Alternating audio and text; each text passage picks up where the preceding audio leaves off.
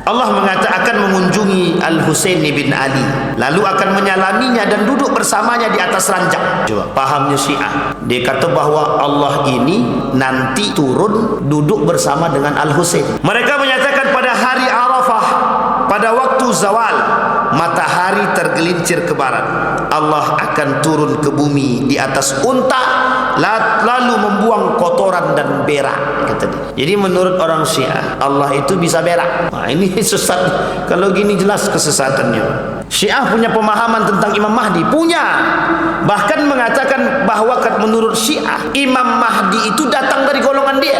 Kenapa? Ahlul Bait, keluarga daripada baginda Nabi Muhammad sallallahu alaihi wasallam, cicit Nabi, gitu deh. Jadi mereka bersaksi tiga sekaligus. Allah, Rasulullah, kemudian Ali bin Abi Thalib. Disinilah Bapak Ibu, kapan kelompok ini mulai deklarasi itu? Ketika pemimpin dari kelompok Syiah ini dari kalangan orang-orang yang fanatik terhadap Ali bin Abi Thalib. Siapa mereka? Kelompok yang melakukan provokasi terhadap Al-Hasan wal Husain. Siapa mereka? Kelompok Khawarij yang masuk ke dalam tubuh kaum Syiah dan kelompok munafik yang menginginkan perpecahan dalam tubuh umat muslim.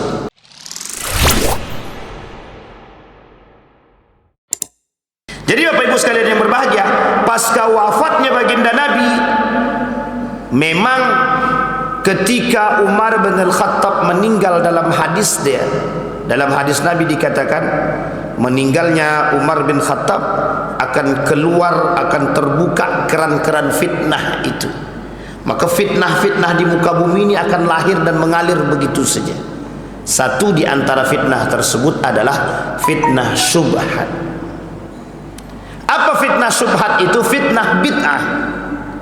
Apa fitnah bid'ah tersebut? Munculnya di tengah umat muslim dan manusia aliran-aliran sesat. Maka Bapak Ibu, malam hari ini satu di antaranya aliran sesat tersebut adalah yang disebut dengan Syiah. Apa namanya Bapak Ibu? Syiah. Kita rujuk. Nabi sudah meninggal, diperangi oleh Abu Bakar Musailamah Al-Kadzab. Nama perangnya Perang Yamamah. Setelah meninggal Musailamah Al-Kadzab, Sajah binti Haris masuk lagi ke dalam Islam dan tobat. Ada satu lagi namanya Tulaiha. 3 kali mengikuti perperangan yang diperangi terus oleh Khalid bin Walid. Akhirnya dia taubat dan masuk Islam, dan dia juga ikut berperang di akhir hayatnya ketika penaklukan Romawi. Jadi panjang cerita. Singkat cerita, Abu Bakar ketika perang yang disebut dengan perang Yarmuk, di tengah perang Yarmuk ini Abu Bakar meninggal dunia. Dalam Abu Bakar meninggal dunia, Umar bin Khattab diangkat naik menjadi seorang pemimpin. Ketika Umar bin Khattab naik, disinilah perang Yarmuk terjadi, sekaligus pintu pembuka untuk menguasai Syam, Baitul Maqdis, Yerusalem, Palestina. Ini gerbang pertama untuk penaklukan Baitul Maqdis, Syam, Palestina, Yerusalem. Singkat cerita, ketika Umar bin Khattab menjadi seorang yang handal dalam memimpin, maka ada orang-orang yang berkhianat kepada Islam sehingga membunuh Umar bin Khattab. Di sini Bapak Ibu, Umar bin Khattab terbunuh. Disinilah kemudian fitnah itu mengalir. 6 tahun kepemimpinan Utsman ibn Affan, rakyat mencintai Utsman ibn Affan. 6 tahun di akhir kepemimpinan Utsman ibn Affan, rakyat sudah mulai tidak percaya dengan Utsman, termasuk adanya provokasi di karangan umat muslim dari kelompok-kelompok yang mengaku pengikut Ali bin Abi Thalib yang berada di Mesir. Nanti ada satu para pemberontak di antara mereka yang disebut sebagai Abdullah bin Sabah. Abdullah bin Sabah ini provokasi handal pada masanya, provokator handal pada masanya, yang kelak melakukan provokasi terhadap orang-orang yang ada di Mesir untuk memberontak kepada kepemimpinan Utsman ibn Affan. Dari sini Bapak Ibu awal mula cerita perang muslim terjadi sesama muslim. Fitnah, syubhat dan bid'ah terjadi di kalangan umat muslim. Apa yang terjadi? Yang terjadi adalah ketika Utsman bin Affan meninggal, diambil alih oleh Ali bin Abi Thalib melalui musyawarah para sahabat yang dihadiri oleh para sahabat kecuali Muawiyah dan Aisyah. Terjadi perang di antara Ali bin Abi Thalib dengan Aisyah, nama perangnya perang Jamal, dan terjadi perang antara Ali dengan Muawiyah, namanya perang Siffin. Yang kelak dari perang Siffin ini Bapak Ibu, selesai daripada perang Siffin, balik Ali ke Kufah. Disinilah yang disebut dengan lahirnya satu kelompok yang disebut dengan Khawarij, yang keluar dari barisan Ali bin Abi Thalib, dan muncul satu kelompok lagi yang mengakui mencintai Ali bin Abi Thalib, lebih tepatnya Ahlul Bait, yang deklarasinya terjadi pada masa daulah atau dinasti Abbasiyah yang disebut dengan kelompok Syiah. Sampai sini paham Bapak Ibu? Nah, ini sejarah nih Bapak Ibu. Kalau pusing angkat tangan. Bingung Bapak Ibu? Bingung apa tidak? Ini Syiah. Sama tidak Syiah yang dahulu dengan sekarang? Nanti kita lihat perjalanannya. Dia panjang perjalanannya Bapak Ibu. Sekarang kita lihat pada masa itu, apakah mereka sudah deklarasi mengakui bahwa diri mereka Syiah? Ali bin Abi Thalib tidak pernah mengatakan bahwa diri dia Syiah, tak pernah. Ali bin Abi Thalib memang dicintai oleh pengikutnya, tapi Ali tidak pernah mengatakan bahwa diri dia Syi'i, tak pernah. Memang pada masa itu belum deklarasi, tapi yang mencintai Ali dan mengikuti sudah jelas. Apakah pada masa itu sudah ada kesesatan dalam Syiah ini? Tak ada. Tidak ada kesesatan. Kapan mulai kesesatan ini muncul? Kesesatan dalam kelompok Syiah muncul ketika deklarasi terjadi di masa dinasti Abbasiyah. Sampai di sini paham Bapak Ibu? Siapa sebenarnya orang-orang yang melakukan kesesatan di dalam kelompok Syiah tersebut? Nah, ini dia Bapak Ibu. Orang-orang yang melakukan kesesatan di dalam kelompok Syiah tersebut, orang-orang yang mengakui mencintai Ali dan keluarga Nabi, sehingga disebutlah sebagai hubbu ahlil bait, mencintai keluarga ahlul bait. Siapa ahlul bait? Nabi Muhammad sallallahu alaihi wasallam. Siapa dia kemudian anak-anak Nabi? Ada Fatimah, Zainab dan lain sebagainya. Tapi yang poin di sini siapa? Fatimah. Dari Fatimah siapa suaminya? Ali bin Abi Thalib. Siapa anaknya? Al-Hasan wal Husain. Siapa kemudian yang menjadi cicit daripada keturunan mereka yang mereka sebut Ali Zainal Abidin? Siapa kemudian? Ja'far bin Abi Thalib dan lain sebagainya. Turun terus. Sehingga dari golongan inilah Bapak Ibu muncul, mulai daripada Nabi Muhammad sallallahu alaihi wasallam, dihitung mulai pertama sekali menggantikan Nabi seharusnya Ali bin Abi Thalib, kemudian Al-Hasan, kemudian Al-Husain, kemudian Ali Zainal Abidin dari Al-Husain, kemudian muncul lagi, kemudian sampai ke bawah sampai menjadi imam 12. Sampai di sini paham Bapak Ibu? Siapa yang kemudian melakukan ini? Al-Husain kah? Al-Hasan kah? Ali bin Abi Thalib kah? Atau Ja'far bin Abi Thalib kah? Tidak. Bukan daripada anak Abu Thalib, bukan daripada Jarul Ali bin Abi Thalib, dan bukan juga dari Jarul Al-Hasan, bukan juga daripada Jalur Al-Husain. Siapa mereka?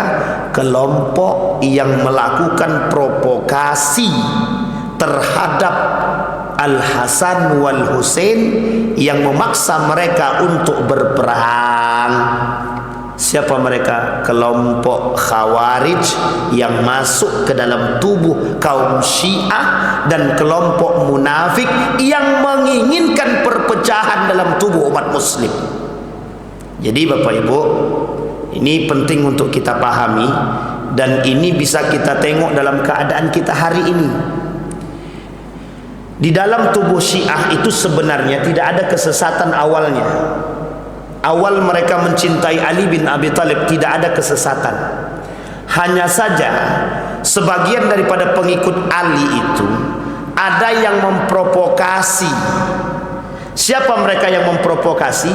Mereka yang memahami hadis baginda Nabi Muhammad SAW secara tidak penuh. Mereka menginginkan Ali untuk naik jadi pemimpin setelah Nabi.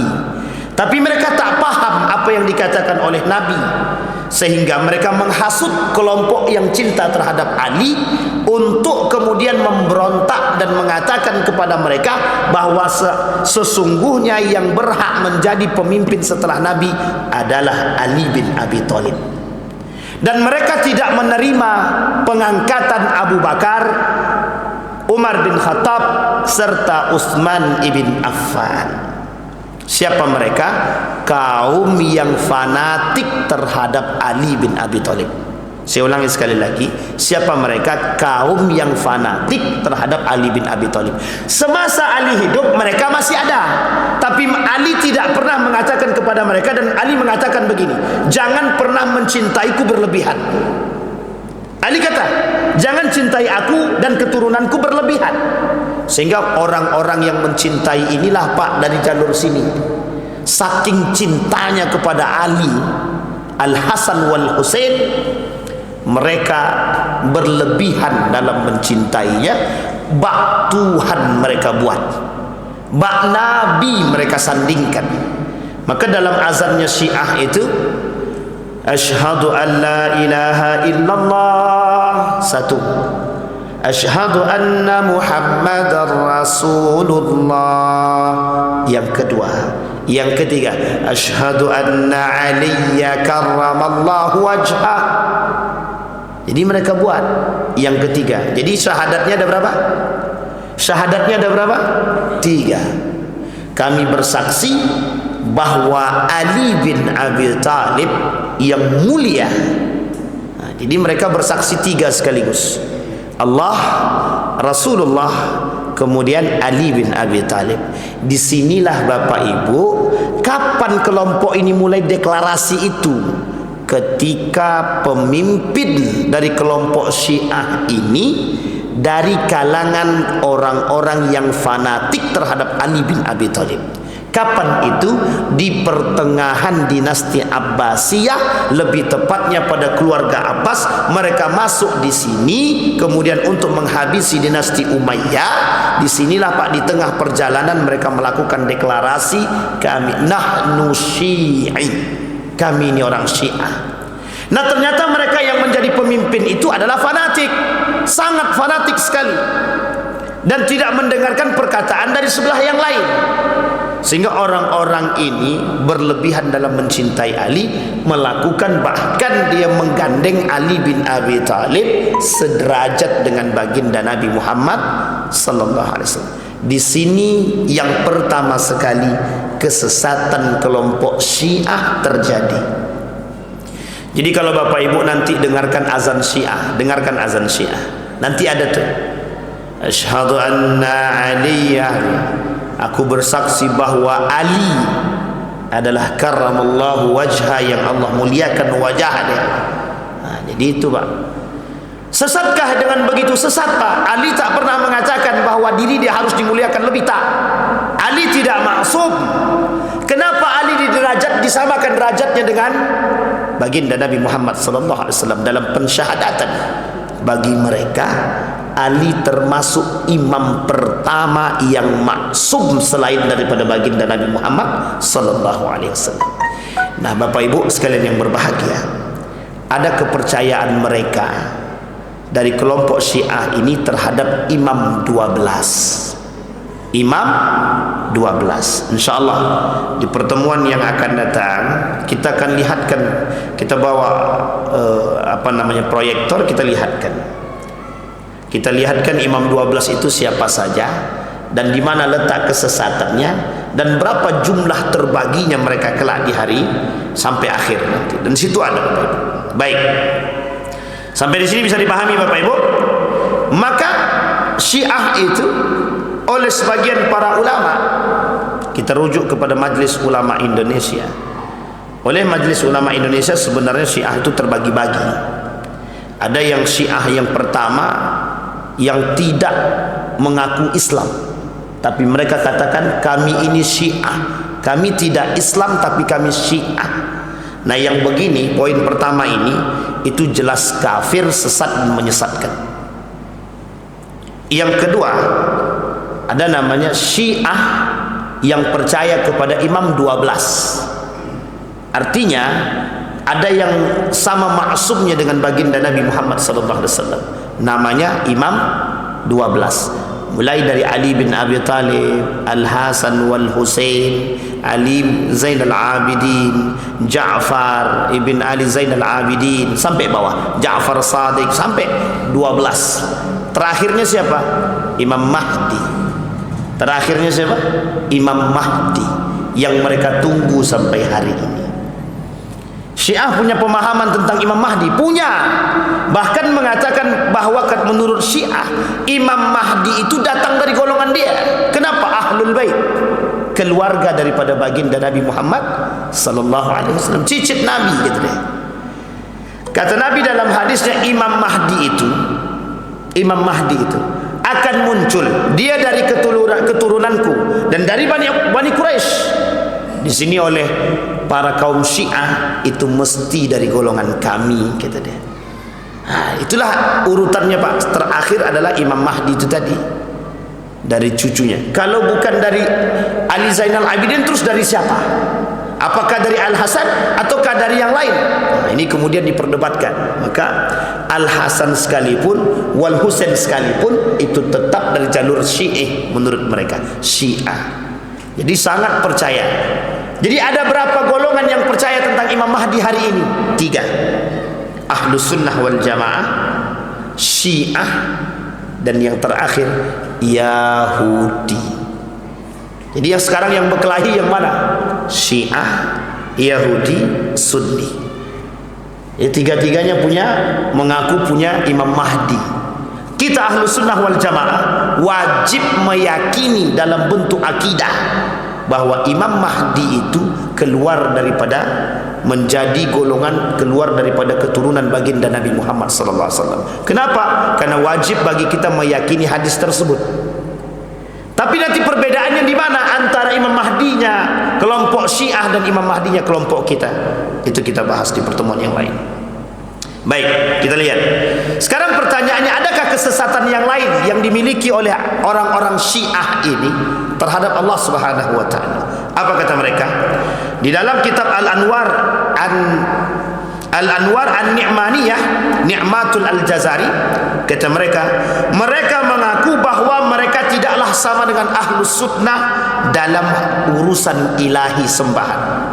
Nabi dan imam, mereka menyatakan bahwa Rabb yang disembah Abu Bakar dan nabinya tidak sama dengan Rabb yang mereka sembah oleh Ahlus Syiah tadi. Itu pengakuan mereka. Ada dalam kitab Ni'matul Al-Jazair, halaman jilid 2, halaman 278. Yang kedua, mereka memiliki keyakinan bahwa Allah tidaklah dilihat pada hari kiamat. Allah tidak disifati dengan tempat dan waktu. Bahkan mereka menyatakan bahwa siapa yang mengakui Allah turun ke langit dunia dan Allah akan dilihat oleh penduduk surga seperti mereka melihat rembulan, maka kata mereka semacam ini termasuk dalam kategori kafir. Allah bilang dalam Al-Quran, "Faman kana yarju liqa'a rabbih falyamal amalas salih." Barang siapa kelak yang ingin bertemu denganku, kata Allah, maka lakukanlah amal saleh, falyamal amalas saleh. Satu. Dalil kedua, Dikatakan oleh Nabi dalam hadisnya, kelak umat muslim ini yang beriman akan bertemu dengan Allah. Nabi Musa AS meminta satu permintaan, ingin bertemu dan ingin langsung melihat Allah, tapi dengan cahaya yang terjadi tak bisa dilihat. Artinya kelak umat muslim akan bisa melihat Allah, orang-orang beriman akan melihat Allah, dan itu disampaikan dalam pemahaman kita. Yang ketiga, mereka menyatakan pada hari Arafah, pada waktu zawal, matahari tergelincir ke barat, Allah akan turun ke bumi di atas unta, lalu membuang kotoran dan berak, kata dia. Jadi menurut orang Syiah, Allah itu bisa berak. Nah, ini sesat. Kalau gini jelas kesesatannya, dan ini sudah paham kita. Mereka mengatakan bahwa nama ada dia salah satu nama Asmaul Husna yang diambil itu. Siapa yang menyebut maka ia berarti telah beristighasah pada Allah. Mustadrak dalam kitab Al-Wasali An-Nuri At-Tabr. Dan ini kemudian menjadi poin penting. Syiah ini memang berbeda dengan kita, memang memiliki ciri khas tersendiri. Kalau dibilang sesat, jelas sesatnya, Pak. Pada macam Syiah yang empat tadi, ada macam 4 Syiah tadi. Yang pertama, dia tak ngaku Islam tapi dia Syiah saja, jelas kafir dan sesat. Yang kedua, dia percaya Imam 12. Yang percaya Imam 12 ini kafir tidak, sesat ya. Yang ketiga, ada namanya Syiah yang menjelek-jelekkan sahabat-sahabat Nabi, mulai dari Abu Bakar, Umar bin Khattab, Utsman bin Affan, Siti Aisyah dan istri-istri Nabi yang lain. Mereka semua hina dan caci dan maki, mereka semua jelek-jelekkan. Orang kelompok yang ketiga ini sama, Pak, sesat, kafir tidak tapi sesat iya. Yang keempat, ada kelompok Syiah yang mereka sama seperti kita. Mereka mengaku pengikut baginda Nabi Muhammad SAW, sama seperti kita. Mereka tak mencaci maki sahabat, mereka tak percaya kepada Imam 12, tapi mereka mengaku min ahlil bait. Kelompok terakhir ini mereka lebih condong menggunakan istilah nama mereka ahlul bait, bukan Syiah, tapi namanya ahlul bait. Nah, oleh sebagian para ulama yang terakhir ini, itu boleh kita gandeng, boleh kita kerjasama. Tapi yang 3 ke atas itu sesat, kafir tidak, sesat. Sesat iya, kafir tidak. Tapi yang terakhir tidak sesat, tidak kafir.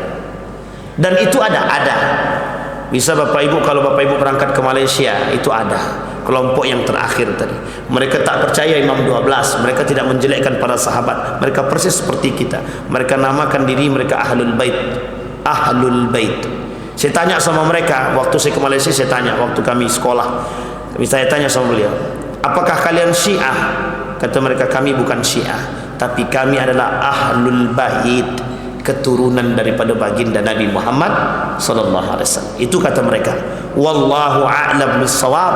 Kebenaran apa yang mereka sampaikan, benar yang mereka sampaikan, alhamdulillah. Tak benar yang mereka sampaikan, mereka berdusta atas nama baginda Nabi Muhammad SAW. Kata Nabi, man kadzdzaba alayya muta'ammidan falyatabawwa maq'adahu minan nar. Orang yang berdusta atas nama Nabi, mereka bagian daripada penghuni neraka. Maka Bapak Ibu, ini ada kaitannya dengan kasus para habaib. Kalau memang betul para habaib itu keturunan baginda Nabi, maka selayaknya kita menghormati sebatas. Jadi begini Bapak Ibu, kita menghormati para habaib sebatas kita menghormati dia sebatas manusia, tak lebih daripada manusia. Jangan, mohon maaf, jangan menghormati habaib, mengihtiramkan mereka sama seperti mengihtiram Nabi. Itu salah. Kita cium kaki dia, itu salah. Kita cium air bekas kaki dia, salah. Dia bukan Nabi. Dia bukan Nabi. Sahabat meminum air bekas baginda Nabi Muhammad SAW. Para ulama meminum bekas orang soleh tak ada masalah. Tapi tengok-tengok Pak, tengok-tengok juga. Islam tidak mengajarkan berlebihan ghulu. Islam tidak pernah mengajarkan mencintai manusia berlebihan. mencintai seorang nabi, tak. Jangan sampai kita terjebak dalam, mohon maaf, menghormati, menghargai, memaksumkan mereka berlebihan. Nah, saya kasih tahu Bapak Ibu, saya kasih tahu, haram hukumnya bersedekah kepada keluarga Nabi, hukumnya haram. Saya kasih tahu, kata Nabi, ketika seorang sahabat itu ingin memberikan sedekah kepada keluarga Nabi, kata Nabi, haram hukumnya bagi keturunan Nabi menerima sedekah. Jangan pernah bersedekah atas keturunan Nabi.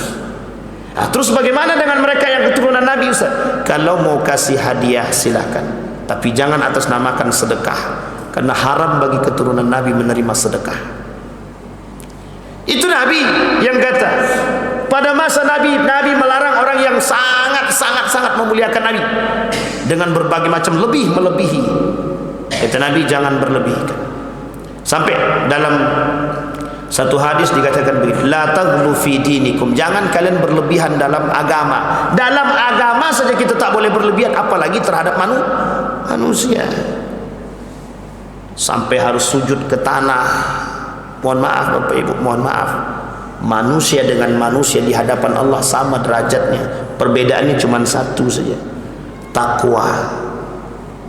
Sekarang saya sandingkan Bapak Ibu. Ini bukan untuk membedakan, tapi kita harus paham di mana apa yang harus kita lakukan dan seperti apa kita harus bersikap. Ada orang alim saleh dengan ilmunya, ada cucu baginda Nabi Muhammad SAW tapi tidak berilmu. Bapak Ibu kira-kira pilih yang mana untuk menghormatinya? Ini harus paham Pak, ini sikap Pak, biar kita tak terjebak Pak. Dan paham Syiah sangat memuliakan keturunan Nabi ini berlebihan, sangat berlebihan. Apa yang mereka lakukan?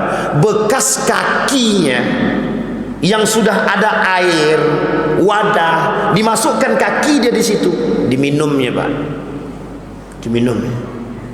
Begitu Pak. Ada paham Syiah yang lain namanya ummi, ibu. Dibersihkan kaki ibu tadi dalam wadah. Misalkan dia mau naik jadi pejabat misal, dibersihkan, diambil air dalam wadah, ditaruh kaki ibunya, dibersihkan kaki ibunya. Kemudian bekas air kaki ibunya tadi diminum. Kata dia berkah, biar bisa jadi pemimpin yang baik, kata dia. Pak Bu, itu sesat, menyesatkan. Dan itu terjadi sangat. Jadi mohon maaf, kadang-kadang kalau kita rujuk nanti budaya-budaya Syiah ini banyak yang diadopsi, oleh budaya-budaya kita Pak. Jangan sampai, kita harus filter. Insya Allah kalau sempat nanti saya sampaikan, kita lihat sebagian daripada budaya yang tercampur dengan paham Syiah itu. Kembali kepada poin tadi Pak. Nah, apa sikap kita? Menghormati keturunan baginda Nabi sewajarnya silahkan, tapi menghormati orang alim juga sama, lebih harus kita hormati. Jadi sama-sama Pak, ada cucu Nabi, ada orang alim. Yang kita hormati cucu Nabi, yang orang alim tidak kita hormati. Salah Pak, salah. Menghormati cucu Nabi baik, tapi mengagungkan cucu Nabi tak baik, tak baik. Apa dikata begini? Ini ada orang yang datang kepada saya dan bilang begini, Ustaz, mana yang lebih penting Ustaz? Memberi makan kepada cucu Nabi atau memberi makan kepada orang tua yang kelaparan? Bapak Ibu jawab, mana yang lebih penting? Orang tua kita kelaparan, lebih penting mana? Memberi makan cucu Nabi atau memberi makan orang tua kita kelaparan? Sedangkan disuruh berperang, Nabi cuma bilang, datang ke orang tuamu, datang ke orang tuamu, patuhi, taati mereka, itu sudah masuk jihad, kata dia. Itu Nabi Pak, Nabi. Dulu dalam surat Al-Mujadalah, Bapak Ibu baca itu, orang yang kalau pengen ketemu dengan Nabi harus sedekah dulu Pak, harus sedekah dulu. Ayat ini kemudian Allah hapus secara makna, dihapus secara makna. Tulisannya tetap ada, tapi maknanya dihapus. Besok kalau mau ketemu Nabi tidak perlu sedekah lagi, tidak perlu sedekah, langsung aja. Coba bayangkan. Jadi Bapak Ibu sekalian yang berbahagia, jangan terlalu berlebihan. Mereka bukan Nabi, mereka bukan Nabi. Sehingga kita terjebak dalam, mohon maaf, terjebak dalam budaya-budaya Syiah, dalam menghormati para ulama, dalam menghormati para habaib. Ini yang menjadi masalah, Bapak Ibu. Tapi Pak Ustaz, kalau ada orang-orang yang mencaci maki habaib, itu juga keterlaluan. Bersikaplah moderat, kita hormati mereka. Tapi ada habaib itu minum khamar Ustaz, ngerokok Ustaz, kemudian joget-joget. Jangan diikuti yang buruk dia, yang baik dia ambil. Habib juga manusia, katanya. Bapak Ibu sekalian yang berbahagia, ini ada orang yang bilang begini, keturunan Nabi itu pasti masuk surga yang beriman. Ingat kalimatnya, yang beriman, yang beramal saleh. Yang tak beriman, yang tak beramal saleh sama, Pak. Yang dapat jaminan surga itu siapa? Nabi, Pak. Yang tak Nabi jangan berharap. Dan 10 orang serta para sahabat Nabi. Kita sahabat Nabi? Bukan. Kita bukan menjelekkan mereka, tapi mohon maaf, banyak oknum yang mengatasnamakan keturunan, dan banyak oknum yang mengatasnamakan hal tersebut demi kepentingan. Na'udzubillah, thumma na'udzubillah. Kita menghormati keturunan baginda Nabi Muhammad sallallahu alaihi wasallam. Kita menghargai mereka. Syukur-syukur mereka alim saleh. Itu yang kita harapkan. Tapi kalau mereka tak alim, tak saleh, hargai sebatas keturunan Nabi, tapi jangan pernah mengambil ilmu dari mereka. Hargai sebatas cucu Nabi, sebatas keturunan Nabi, tapi jangan ambil ilmu dari mereka. Tapi kita berharap, kita inginkan cucu-cucu Nabi ini, para habaib-habaib syarif-syarifah ini, mereka sadar bahwa mereka dari keturunan baginda Nabi, berilmulah yang baik, beramallah yang baik, berimanlah yang kuat. Itu yang kita inginkan. Sehingga mohon maaf Bapak Ibu, bukan menjadi figur yang terbalik. Nah, yang kita inginkan yang seperti itu, yang baik-baik. Syiah melalui jalur ini, jalur nasab ini, mereka sangat memaksumkan keturunan baginda Nabi Muhammad SAW. Dan hati-hati, Imam 12 itu sama derajatnya, maksum dengan baginda Nabi Muhammad SAW. Jadi apapun yang akan mereka katakan oleh Imam 12 ini, itu mereka percaya, Pak. Mereka percaya karena perkataan mereka sama dengan baginda Nabi Muhammad SAW. Nah, ini yang menjadi masalah nih, Pak. Maka hati-hati, Syiah ini hati-hati, harus kita berhati-hati. Kemudian yang keenam, Allah mengatakan mengunjungi Al-Husain bin Ali, lalu akan menyalaminya dan duduk bersamanya di atas ranjang. Coba pahamnya Syiah, dia kata bahwa Allah ini nanti turun duduk bersama dengan Al-Husain, duduk bersama dengan Al-Husain. Ini akidah yang sesat dari kelompok Syiah. InsyaAllah Bapak Ibu, kita lanjutkan di pertemuan yang akan datang jika Allah izinkan. Masih banyak pembahasan tentang Syiah ini, termasuk bagaimana dengan Syiah yang sekarang, apakah sama dengan yang sebelumnya, ataukah mereka termasuk para pengkhianat-pengkhianat, ataukah mereka termasuk daripada golongan munafik atau orang-orang yang selamat. Nanti kita bahas di pertemuan yang akan datang. Mudah-mudahan Allah berikan kita petunjuk untuk tetap istiqamah menjadi pengikut Ahlus Sunnah wal Jamaah dan selamat. Amin ya rabbal alamin. Fa'tabiru ya ulil absar la'allakum tuflihun. Assalamualaikum warahmatullahi wabarakatuh.